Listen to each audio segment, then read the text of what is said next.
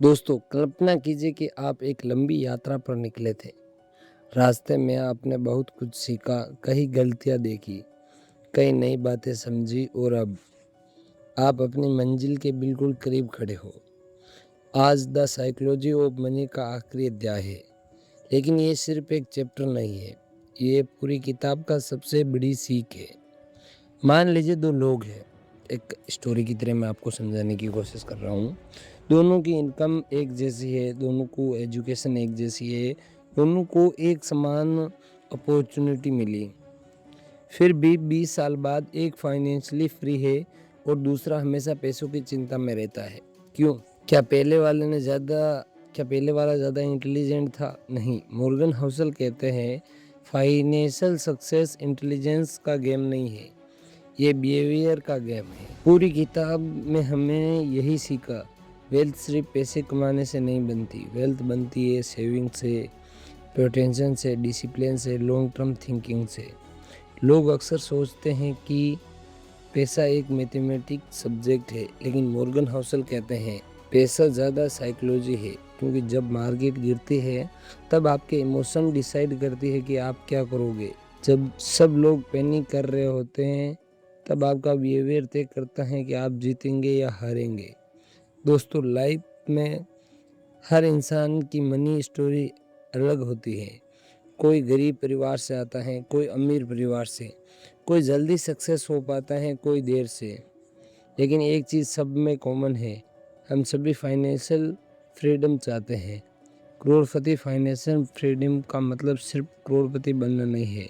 Financial freedom का मतलब है सुबह उठकर अपने फैसले खुद लेना, पैसों के डर से ज़िंदगी ना जीना, या अपने परिवार के साथ समय सुकून में बिताना। मॉर्गन हाउसल कहते हैं अगर आपको वेल्थ बिल्ड करनी है तो दुनिया की सबसे स्मार्ट इन्वेस्टर बनने की कोई ज़रूरत नहीं है। आपको बस कुछ सिंपल रूल फॉलो करने हैं।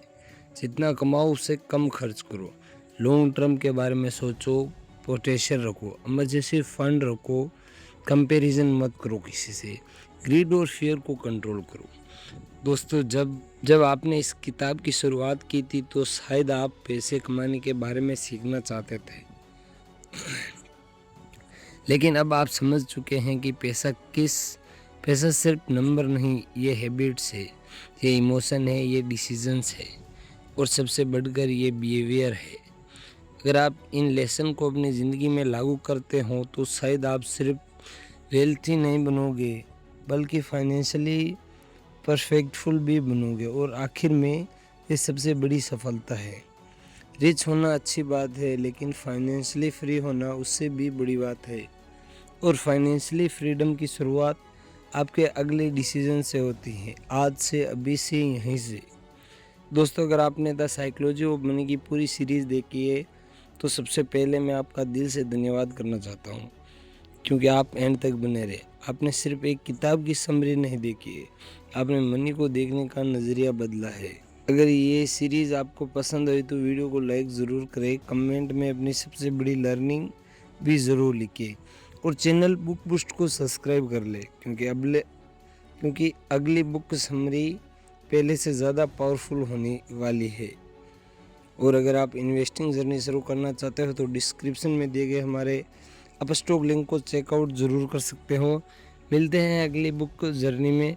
बाय द वे, ये भी बता देना कि किस बुक की समरी आप सुनना चाहते हो।